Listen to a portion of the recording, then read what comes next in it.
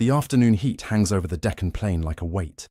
It is 23rd of September 1803, and the land between the Kaitna and Juar rivers shimmers in the haze of late monsoon sun. Dust and heat radiate from the trampled fields. Into this landscape, after a punishing 24-mile march, a small British-led army comes to a halt and sees for the first time the full scale of what awaits it. Across the river lies the Maratha host. Tens of thousands of men drawn up in long, disciplined lines, anchored between two rivers like a living wall. Their front bristles with artillery, dozens upon dozens of guns already being manhandled into position.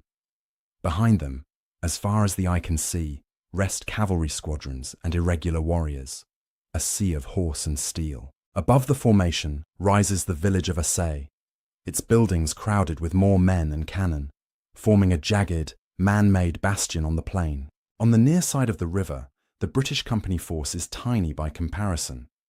Major General Arthur Wellesley commands only a fraction of the 12,000 men with whom he set out from Mysore months earlier. The column that stands with him today numbers only a few thousand infantry and cavalry, supported by around 20 guns. The rest, including a separate column under Colonel James Stevenson, is miles away. There will be no immediate help if this goes wrong. Wellesley's men are exhausted. Their coats are dust-stained, their faces burned by the Indian sun. The Highlanders of the 74th and 78th Regiments, the Madras Native Infantry Battalions, the 19th Light Dragoons, and the squadrons of Madras Cavalry have marched hard all morning, rifles and Brown Bess muskets cutting into their shoulders. Many have drunk little.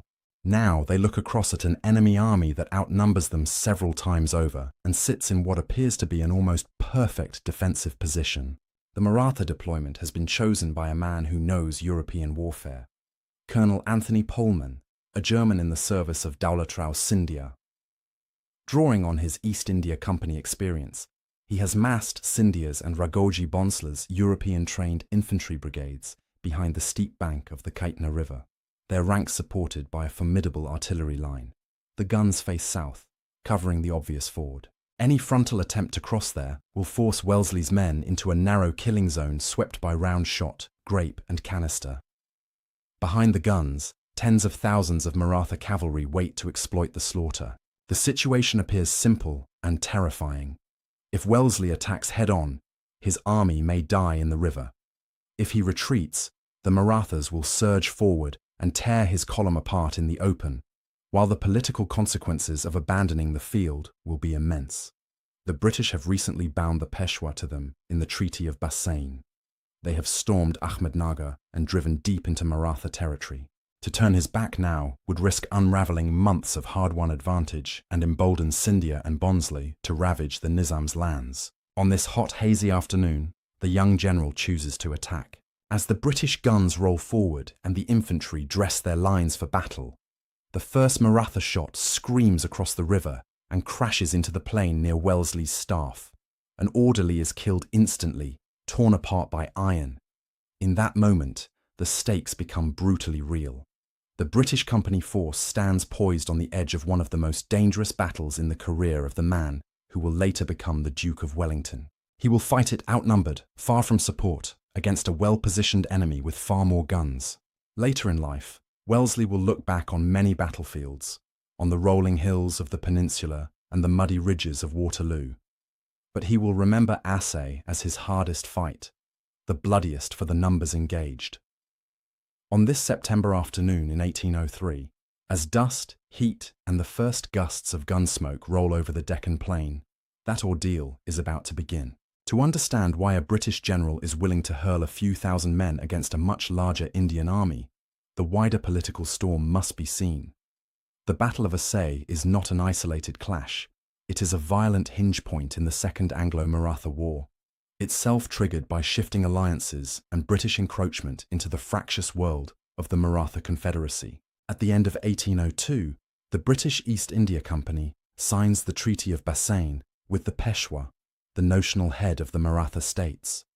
The agreement effectively turns the Peshwa into a British-protected ruler, granting the company enormous influence over the politics and territory of Western India. To key Maratha chiefs like Daulat-Rao Scindia and Raghojee II Bhonsle of Nagpur, this is an unforgivable intrusion. They see British hands reaching into the heart of their confederacy, threatening their power and independence. Conflict becomes inevitable. On the British side in the Deccan, the man chosen to enforce this new order is Major General Arthur Wellesley. Already a capable commander in India, he now leads a force drawn primarily from the Madras Presidency Army, supported by contingents from the Nizam of Hyderabad and Mysore.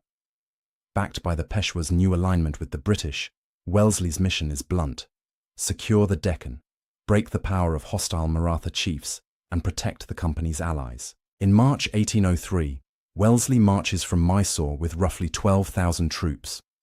His force is a composite instrument of empire: British regular battalions in red coats, sepoy infantry in company service, European and native artillery, and cavalry that includes the 19th Light Dragoons and several regiments of Madras native cavalry. Together, they form a disciplined, mobile column that blends European firepower with Indian manpower. His first major stroke is the storming of Ahmednagar in August. By swiftly seizing both the town and later its formidable fortress, he denies the Marathas a key strongpoint and asserts British resolve. The move also serves a strategic purpose. It secures a base and opens a pathway deeper into Scindia and Bhonsle's domains. From this foothold, Wellesley can threaten the heartlands of those who oppose the treaty. Through late August and early September, the campaign becomes a pursuit. Intelligence indicates that Scindia and Bhonsle are concentrating substantial forces, including European-trained infantry and a large artillery park somewhere north of the Godavari. Wellesley and Colonel James Stevenson decide to advance in two separate columns, intending a classic converging operation. If all goes well, they will fall upon the Maratha host from different directions, compressing and breaking it. But the enemy does not stand still. The combined Maratha army, heavily reinforced, drifts toward the frontier of the Nizam's lands. Its numbers swell: European drilled battalions under Pohlmann, irregular infantry, vast clouds of cavalry, and a powerful line of guns. This mixture of traditional Maratha strengths and imported European methods creates a dangerous opponent. The British face not merely masses of horsemen, but formed infantry capable of standing in the line and delivering disciplined fire. The terrain adds another layer of complexity. The land around the small village of Assaye is marked by rivers, fields, and villages. Two rivers, the Kaitna and the Juar, run roughly parallel before joining, creating a wedge of ground between them. It is precisely this tongue of land that Pohlmann and his Maratha masters choose for their stand. With steep riverbanks and limited fords, it offers natural defensive strength. By 21 September, Wellesley learns the enemy is near Assaye and agrees with Stevenson to attack together on the 24th. Yet, as his column moves, reality intrudes. The Maratha army is closer than expected. On the morning of the 23rd, Wellesley's advancing troops and scouting parties begin to receive disturbing reports. The enemy is not some distant rumour, it is drawn up in strength, within striking distance. Now, the British commander faces a decision. If he halts, he risks allowing the enemy to slip away and continue ravaging Allied territories. If he retreats or waits, he might find himself pinned or attacked at a disadvantage. He knows, too, that Stevenson's column is not close enough to join him at once. What he has in hand, his tired infantry, cavalry, and 24 guns, is all that stands between Scindia's host and the lands of the company's allies.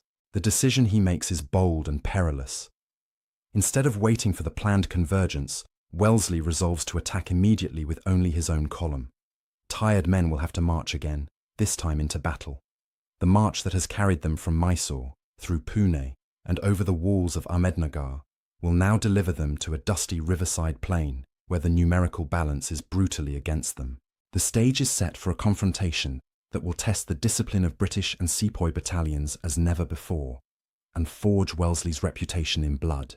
As Wellesley's column approaches Assaye on 23 September, the curtain lifts on the full Maratha deployment. The British view unfolds from the south of the Kaitna, a line of infantry and guns stretching across the opposite bank, framed by the river's bend and the distant Juar. To an experienced eye, the position looks formidable. Pohlmann has made clever use of the ground. The Keitner flows between high banks, creating a natural ditch. Behind the northern bank, he has arrayed Scindia's and Bonsler's European-trained infantry battalions in long, disciplined lines, shielded in part by the terrain. In front of them, he has massed an impressive artillery line. Estimates vary, but all agree there are far more Maratha guns in this position than the British can muster. At least 100, and possibly well over 200 pieces, including many heavy cannon. To the untrained eye, the scene is chaotic. To the professional, it is chillingly efficient. There is one obvious crossing point, a ford on the Keitner directly in front of this line. If Wellesley attempts to force it, his men will wade into the river and climb the steep bank under a storm of round shot and canister. The key to the Maratha plan is simple. Let the British come, channeled by the river and the ford, then tear their ranks apart with artillery before unleashing cavalry and counterattacks to complete the slaughter. Guides insist that there are no other fords. The position looks like a trap. The British guns, around 20 or so, cannot match the Maratha artillery in number or weight. If they try to engage in a prolonged duel, they will be smashed. If they stand off, they cannot influence the campaign. If they retreat, Maratha cavalry will harry them mercilessly on the open plain. At this moment, Wellesley's strength may be less than 5,000 infantry and cavalry actually able to fight, though exact numbers are disputed. What is not in doubt is the disparity. On the far side of the Keitner wait perhaps 40 to 50,000 enemies, possibly more, drawn from Scindia's infantry, Bonsler's irregulars, and vast numbers of horse. Many of those infantry battalions are drilled on European lines and commanded by officers who have studied the same art of war as Wellesley himself. The young general refuses to accept the guide's claim that no other crossing exists. He reasons that two villages, Pipulgaon on one bank and Waror on the other, are unlikely to exist without some means of communicating across the river. Where men trade and work, paths and fords follow. He orders his chief engineer, Captain John Johnson, to reconnoitre the line of the Keitner between those villages. This reconnaissance proves decisive. Johnson finds a fordable stretch of the river between Pipulgaon and Waror. It is not a comfortable crossing. The riverbed is uneven, and the banks are not gentle slopes. But it offers something priceless, a way to turn the Maratha position without charging directly into the main gun line. Wellesley seizes the opportunity. He begins to shift his column eastward, parallel to the Keitner, out of the immediate killing zone of the main Maratha battery. Dust rises as infantry and cavalry change direction, guns rumbling behind them. The movement is risky. If Pohlmann reads it correctly and attacks while the British are on the march, the column could be shattered. But the Maratha army holds its ground, perhaps unsure of the British intent. Reaching the newly identified ford, the British begin to cross. Men wade or stumble through the water, dragging guns and limbers behind them. The crossing takes time and exposes the army to long-range artillery fire, but it is successful. Eventually, Wellesley's force emerges on the far side of the Keitner, not directly in front of the prepared Maratha line, but on the narrow tongue of land between the Keitner and the Juar. This maneuver transforms the geometry of the battlefield. What had been a frontal slog now has the potential to be a flanking blow. However, it also creates new hazards. The British are now on a wedge of ground with rivers on their left and right rear. If they are driven back, there will be limited room to maneuver. A rout could become a massacre by the water's edge. On seeing this development, Pohlmann acts quickly. His original line, facing south across the Keitner, no longer meets the threat. He swings his entire formation through roughly 90 degrees. The infantry, artillery and cavalry pivot so that they now face southeast toward the British position between the rivers. The right of the Maratha line rests on the Keitner, the left near Assaye and the Juar. In this new orientation, the Maratha army still outflanks the British on both sides. The guns are hastily repositioned to form another fearsome battery. The brief window of surprise is closing. Wellesley's force is now committed to battle on a cramped piece of ground, with two rivers hemming it in, and a larger enemy army changing front to face it. The advantage of the outflanking maneuver is offset by the danger of entrapment. Both commanders have played their opening moves on the chessboard of Assaye. The next phase will be determined not by maneuver, but by the willingness of men in red, blue, and white to advance into artillery fire and close with the enemy at bayonet point. Once the British are across the Kaitna, there is no turning back. The exhausted infantry form into two lines on the narrow ground between the rivers. Wellesley places his cavalry in a third line behind them, a reserve to strike where the crisis is greatest. Allied irregular cavalry from Mysore and other Maratha factions remain on the south bank of the Kaitna, masking enemy horse, but largely removed from the decisive clash that is about to unfold. Ahead, the Maratha artillery opens fire in earnest. The weight of metal hurled across the plain is extraordinary. Dozens upon dozens of guns, perhaps 100, perhaps more, belch flame and smoke. Round shot ricochets across the ground, ploughing furrows through the dry earth and smashing bodies.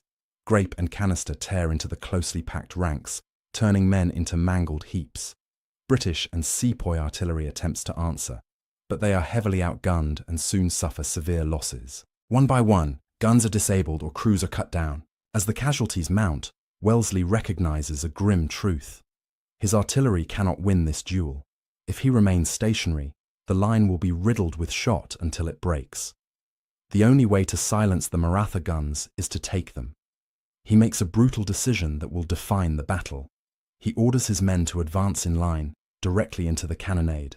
This is where British and sepoy discipline is tested to the limit.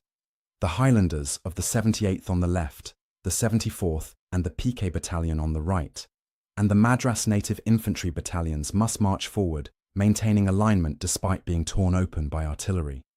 When a shot rips through a file, leaving a bloody gap in the ranks, the men on either side must close in, straighten the line, and continue advancing. Every yard brings them closer to the Maratha guns, and deeper into the storm. The smoke thickens, producing a shifting curtain through which glimpses of the enemy line appear and vanish. Officers shout orders, waving swords and canes to keep their men steady, though their words are lost in the roar of the guns. Flags and standards flutter through the murk, points of reference for men trying to hold their formation amid chaos. On the British left, the 78th Highlanders advance with grim determination toward the southern end of the Maratha gun line near the Kaitna. Their tartan, plumes and red coats are soon streaked with dust and blood, but they keep coming.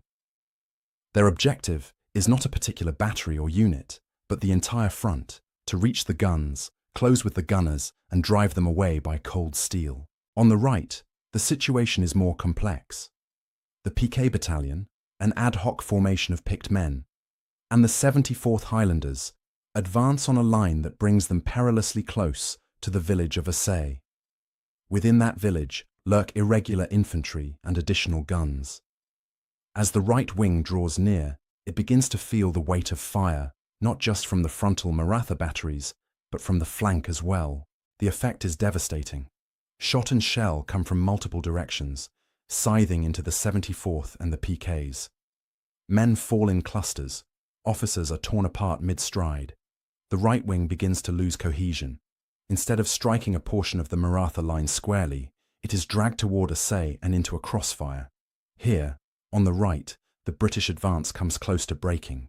Yet even as the right suffers, the left edges nearer to its target. The 78th and adjacent sepoy battalions begin to overrun the southern section of the gun line. Gunners abandon their pieces or are run through as they try to reload. Bayonets flash amid smoke, and the thunder of cannon is briefly replaced by the crack of muskets fired at close range and the grunts and screams of hand-to-hand combat. The terrain adds another cruelty to the scene. Irrigation channels, ditches, and uneven ground break up the formation, adding to the confusion. In some places, men must clamber over obstacles under fire, making them easy targets. Yet the core of Wellesley's infantry, hardened by months of campaigning, presses forward. Behind them, the cavalry waits, watching the infantry's line bend under pressure. The 19th Light Dragoons, the 4th, 5th, and 7th Madras. Native cavalry are restless. They see the right wing staggering near Assaye, the colours clustering around a shrinking island of men. The time for them to act is drawing closer. For now, their role is to hold, to be ready to plunge into the smoke and rescue a collapsing flank. The air is thick with the smell of gunpowder, dust, and blood. The sound is a continuous bone-shaking roar, interspersed with the whine of shot and the sudden, sickening thuds of impact. What began as a contest of maneuver has become a brutal test of endurance.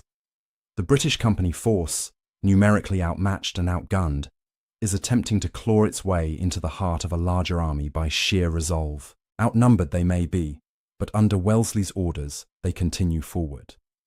The choice has been made. There will be no defensive stand, no orderly withdrawal. The only route out of the killing ground between the Kaitna and the Jua lies through the Maratha artillery line. Victory or annihilation will be decided within the swirling smoke ahead. The crisis that nearly destroys Wellesley's army erupts on the right. As the PK Battalion and the 74th Highlanders push forward, they find themselves irresistibly drawn toward Assaye village. What might have been a relatively straight advance becomes skewed. Instead of striking the enemy line squarely, they drift into a pocket of concentrated fire. Within and around Assaye, Bonslay's irregular infantry and additional guns have been positioned to bolster the Maratha left. As the British right wing approaches, these forces unleash a storm. Round shot, grape and musketry pour into the 74th and the PKs from front and flank. The effect is catastrophic. Companies are cut down almost whole. Officers fall amid the men they are trying to steady. The formation begins to buckle. Under such punishment, units risk disintegration. The situation worsens when Maratha infantry and cavalry sense weakness and press closer. The 74th and the PK Battalion fight desperately to hold their ground, but they are being outflanked, outgunned, and steadily encircled near the village. The right of Wellesley's line is on the verge of being overwhelmed. Here, the discipline and training of British troops manifest in a grim, almost instinctive reaction. The remnants of the 74th, refusing to break, attempt to reform under fire. At one point, they make use of the terrible landscape around them, rallying behind a grotesque barricade of corpses, fallen comrades and enemies alike, using the dead as cover against oncoming cavalry. Surrounded by smoke, they become a small, stubborn knot of resistance on a battlefield that seems to be falling apart around them. News of this crisis reaches Wellesley. He understands instantly that if the right collapses, his army may be rolled up along the line between the rivers and driven into the Kaitna and Jua with no escape.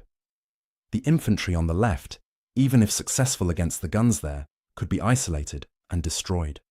The entire position hinges on whether the right wing can be saved. The only instrument capable of intervening quickly is the cavalry reserve. Wellesley orders Colonel Patrick Maxwell to ride to the rescue with the 19th Light Dragoons and squadrons of Madras native cavalry. Maxwell, already engaged in previous operations of the campaign, now leads his troopers into what will be one of the decisive charges of the battle. The cavalry surges forward, hooves drumming the ground, sabres raised. They plunge into the cloud of smoke and dust that envelops the right. Emerging through it, they find Maratha infantry and cavalry pressing the shattered remains of the 74th and the PKs. Without hesitation, Maxwell's men lower their sabres and ride straight into the mass. The impact is brutal. European-style Maratha infantry and irregulars, effective in line and behind guns, are less able to withstand a sudden cavalry onslaught at close quarters. British dragoons and Madras horsemen hack and thrust their way through, splitting formations apart. Maratha cavalry, accustomed to raiding and skirmishing, find themselves facing disciplined troopers determined to break them rather than dance around them. In the chaos, many of the enemy are driven back toward the Jua. Some are cut down. Others, trying to flee, plunge blindly into the river or scramble up its banks under pursuit. The immediate pressure on the 74th and the PKs eases. Survivors of those beleaguered units, bloodied and reduced, rally behind the cavalry-driven gap in the enemy line. Maxwell does not stop there. Sensing the moment, he pushes the charge further, turning rescue into exploitation. His cavalry sweeps on, sabring gun crews and infantry, scattering those who had advanced too far toward the British right. In the process, they buy Wellesley precious time to stabilize his line. This intervention, however, comes at a terrible price. Cavalry charging guns and formed infantry are never safe, and the field around Assaye is still thick with Maratha artillery. Later in the battle, as Maxwell leads another charge against reformed enemy units and remaining batteries, his luck runs out. He is struck and killed, falling in the midst of the action that has helped save the army. On the British right, what might have become a rout instead becomes a scene of savage attrition. The 74th Highlanders have been mauled almost to destruction. The PK battalion has suffered heavily, but they have not broken. Their stand, combined with Maxwell's aggressive use of cavalry, prevents the Maratha left from rolling up the line. Meanwhile, on the British left, the infantry continues to press forward. The 78th Highlanders and their supporting sepoy battalions push deeper into the gun line near the Keitner. There, they are beginning to seize guns and drive off gunners in bloody close combat. The battle is no longer a simple matter of one line advancing on another. It has become a series of interlocking crises, with pockets of resistance and counterattack scattered along a front filled with smoke, death, and confusion. In this maelstrom, leadership and nerve matter as much as numbers. Wellesley's decision to commit his cavalry at the decisive point, and the willingness of Maxwell and his troopers to ride into a storm of fire, mean that the British Company army lives to fight on. The cost has been enormous, but the line holds. The next phase of the battle will hinge on what happens around the artillery positions that have already dealt such fearsome punishment. With the right wing stabilised and the 78th Highlanders pushing through on the left, it might appear as though the worst is over. British and sepoy infantry have reached segments of the Maratha gun line, driving off gunners and capturing cannons. The terrifying roar of some enemy batteries subsides as limbers are seized and artillerymen cut down. Yet Assaye has another cruel twist to deliver. Many of the Maratha gunners are experienced and cunning. As British troops close in, some throw themselves to the ground, feigning death among the heaps of bodies and debris around their guns. In the confusion of close-quarters fighting, these men are overlooked as the infantry pushes past, eager to continue pressing the retreating enemy. Once the British line has moved on, the surviving gunners rise again. Seizing their moment, they ream in the abandoned pieces and swing them round. Where moments before they had fired into advancing lines, they now fire into the backs of those who have overrun them. The guns erupt once more, blasting grape and canister into British and sepoy battalions that had believed they had broken through. The effect is horrific. The sense of sudden reversal, of being struck from behind by guns thought to be silenced, adds a psychological shock to the physical carnage. This resurgence of artillery threatens to unravel the hard-won gains on the left. Wellesley recognises the danger at once. If these guns are allowed to continue pounding his infantry, the already heavy casualties could become irrecoverable. Once again, he turns to aggressive action rather than passive endurance. Orders go out for a renewed assault on the remanned batteries. The 78th Highlanders, already bloodied from storming segments of the gun line, are directed back toward the revived guns. Alongside them, cavalry elements are tasked to converge on the position from another angle. Wellesley himself leads the 7th Madras Native Cavalry in person, an indication of how critical he judges this moment to be. The scene around the gun positions becomes a charnel house. Infantry, already exhausted and dehydrated, grit their teeth and advance again into the muzzle flashes. Cavalry troopers urge their mounts across uneven ground strewn with bodies and broken equipment. The guns deliver a last, desperate series of volleys, but this time there is no respite once the attackers reach them. Gunners who had risen from feigned death are cut down without mercy. Horses and limbers are seized or destroyed. By the time the assault is over, nearly all the Maratha gun crews in this sector have been killed or driven off for good. With the artillery now largely neutralised, the balance of the battle shifts. Pullman and the Maratha commanders attempt to form their infantry into a new line, backing toward the Ewa River. The remnants of European-trained battalions draw together, forming a sort of semicircular position with their backs to the water. Some guns remain, but their power is greatly diminished without sufficient crews and ammunition handling. In front of this shrinking line, Wellesley reforms as much of his battered infantry as he can. The thin red and sepoy line that now faces the Marathas is a shadow of the force that set off that morning. Casualties have gutted units like the 74th and the PKs. Even regiments that appear intact have lost many men. Yet they are still capable of moving forward, still holding their cohesion in the face of a larger foe. The Maratha cavalry, despite its numbers, remains hesitant. Charging across uneven ground into steady infantry and ready cavalry is a far more daunting prospect than harrying a retreating foe. They circle and threaten, but they do not launch the kind of mass attack that might still turn the tide. Wellesley orders another advance. His infantry begins to march on the reformed Maratha position, bayonets fixed, muskets ready to deliver close volleys. Whatever artillery the Marathas can still bring to bear fires into these ranks, inflicting more casualties. But the momentum has shifted. The enemy no longer has a solid defensive framework backed by crushing artillery fire. Their line is shorter, more fragile, and psychologically shaken by the loss of so many guns. Colonel Maxwell's cavalry once again moves against the enemy flank, attempting to complete the encirclement. In doing so, they attract enemy fire. It is during this phase that Maxwell is killed. His death is emblematic of the fight. Decisive cavalry action combined with heavy sacrifice. As pressure mounts along the front and flanks, the Maratha infantry's will begins to crack. Units that have already endured hours of fighting against a surprisingly relentless foe start to give ground. Some attempt to withdraw across the Juar, turning their backs on the British line. Others simply break and run, abandoning muskets, equipment and comrades. The carefully dressed formations that began the battle between the rivers disintegrate into streams of fugitives heading for any perceived escape. By around 6 in the evening, the main resistance is broken. The noise of large-scale organized fighting fades, replaced by scattered shots, shouts, and the cries of the wounded. Assaye village, once a strong point, is abandoned by Bonsel's irregulars. The field between the Kaitna and the Juar is littered with bodies, British, Sepoy, and Maratha alike, along with shattered gun carriages, overturned limbers, and derelict artillery pieces. The British company force has achieved what seemed, at first glance, impossible.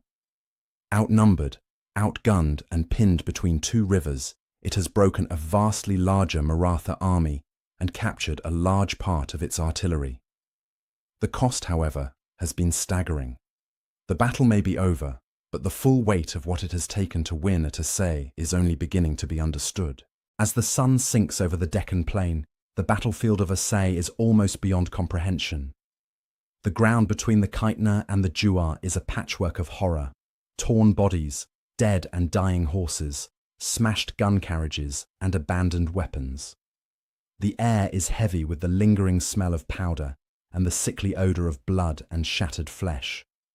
Smoke drifts in ragged veils across the field, illuminated by the last slanting light of day. The British Company Army has paid dearly for its victory. Approximate casualty figures tell only part of the story. Out of the few thousand men engaged, around 15 to 1600 have become casualties, roughly 1/3 of the force. Some 400 have been killed outright, with over 1,000 more wounded and a smaller number missing. The 74th Highlanders, in particular, have been cut down almost to the point of annihilation. The PK battalion and several sepoy units have also suffered grievous losses. For the survivors, the physical and mental toll is immense. Men who marched 24 miles under a scorching sun before going into battle now face the task of tending to the wounded and burying the dead. Many are dehydrated, burned, bruised, or lightly wounded themselves. Yet there is little rest. The wounded of both sides lie scattered across the plain, many crying out for water or help. It will take days to clear the battlefield. Some accounts note that wounded men remain on the field even 4 days after the battle, still being collected and cared for as best the resources allow. On the Maratha side, casualties are harder to calculate, but they are severe. At least 1,200 are believed killed, and the total number of killed and wounded may reach several thousands. Beyond the human losses, the material blow is enormous. The Maratha army abandons a great many of its guns, close to 100, possibly more, along with ammunition and equipment. The once formidable artillery park that anchored Pohlmann's position between the rivers is now largely in British hands. Strategically, the defeat at Assaye shatters the immediate offensive capacity of Scindia and Barnsley in this sector. Their armies, already reeling from the carnage of the battle, are in no condition to stand and fight again at once. When Colonel James Stevenson's column finally arrives, it finds not a fresh enemy poised to resist, but an opposition already broken and in retreat. In the weeks that follow, Wellesley and Stevenson exploit this advantage. They pursue the remnants of the Maratha forces, bringing them to battle again at Argayan in late November, and then at the fortress of Gawilga. These subsequent victories complete the process that Assaye began, the systematic dismantling of Scindia and Bonsel's ability to resist British power in the Deccan. Under mounting military pressure, they are forced toward peace, accepting terms that recognize and entrench the British position secured through the Treaty of Bassein. For the East India Company and its allies, Assaye becomes a symbol and a turning point. It demonstrates that a relatively small, well-disciplined force, properly led and willing to accept heavy losses, can defeat a numerically superior Indian army, even one equipped with European-style infantry and a massive artillery train. This is not a new idea in British imperial military history, but Assaye reinforces it in particularly stark terms. For the soldiers who survived, the victory is remembered in scars and memories, rather than in abstractions. Those who marched off the field bear the physical marks, missing limbs, chronic pain from poorly healed wounds, and the invisible burden of what they saw and did between the rivers. Many have lost close comrades.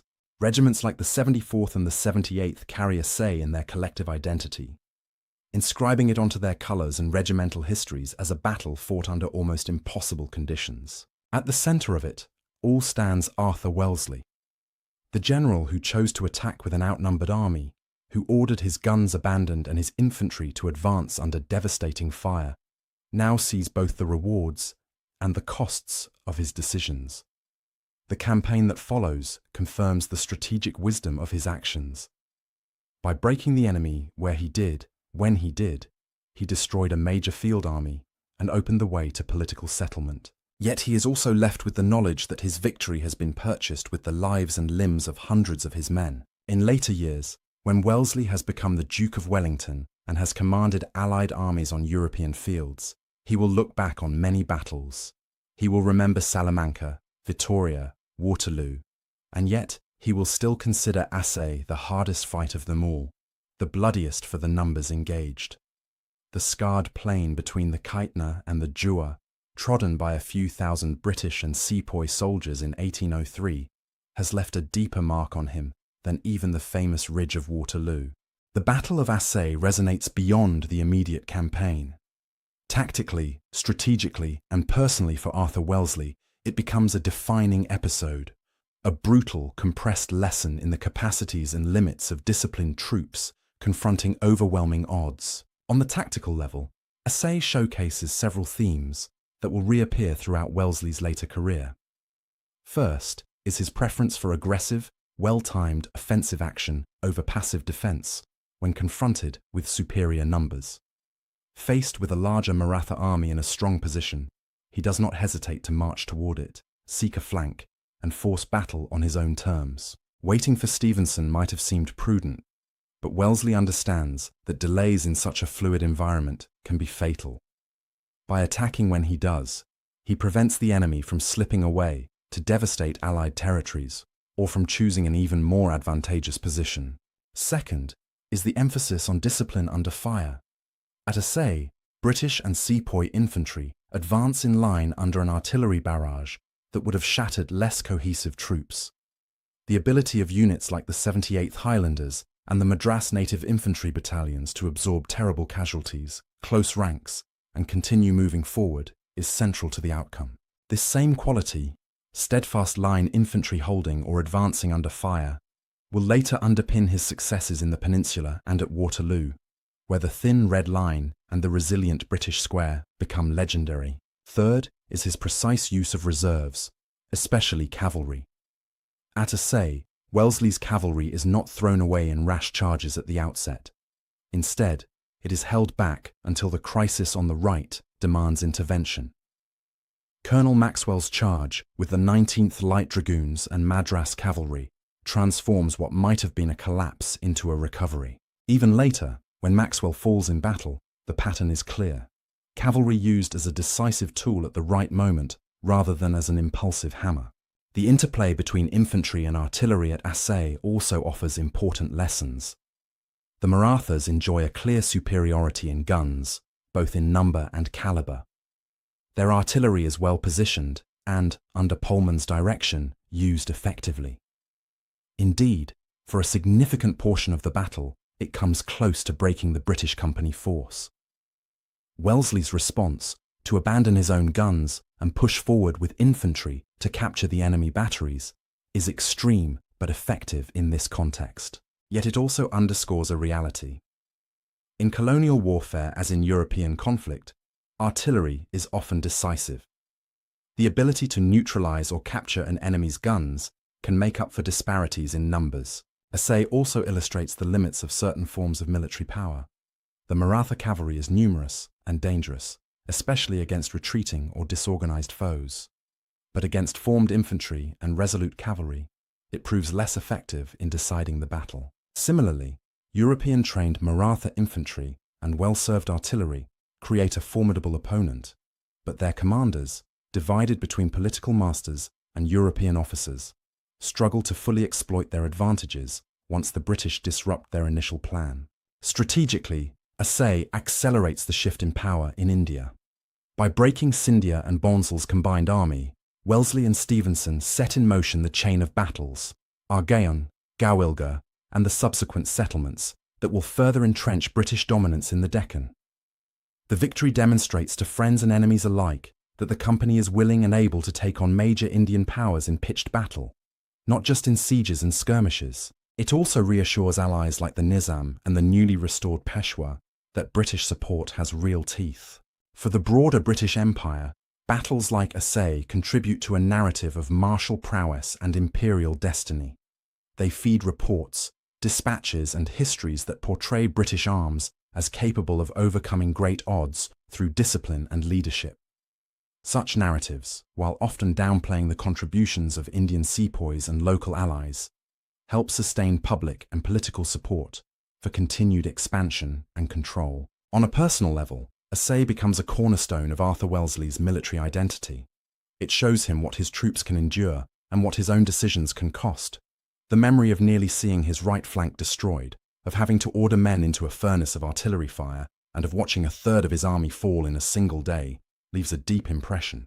When he later commands larger armies on European fields, this experience of commanding a small force in extreme danger informs his caution, his meticulousness, and his refusal to gamble lives lightly without clear purpose. Even in his old age, when his name is forever linked to Waterloo, Wellesley looks back to the dusty plain between the Kaitna and the Juar. The grand battle that finally broke Napoleon may have secured his place in world history, but it is Assaye that he remembers as his hardest day, the bloodiest for the numbers involved. For him, and for the regiments that fought there, Assaye is not just a campaign milestone, it is a crucible, a moment when a small, tired army faced annihilation between two rivers and instead carved out a brutal, hard-won victory. For listeners and viewers today, the story of Assaye offers more than just a catalogue of units and casualties. It is a window into the realities of war in the early 19th century, the interplay of empire and local power, the clash of European and Indian military traditions, and the human cost of decisions made far from European capitals. Above all, it is a reminder that the British Empire was built not only on treaties and trade, but on fields like Assaye, where a few thousand men in red and white marched into the teeth of the guns and did not stop until the guns were silent. Thank you for listening to our story. If you found this history as fascinating as we did, please like this video and subscribe to British War History for more. We read all of your comments, so be sure to leave your thoughts below. We'll see you in the next video.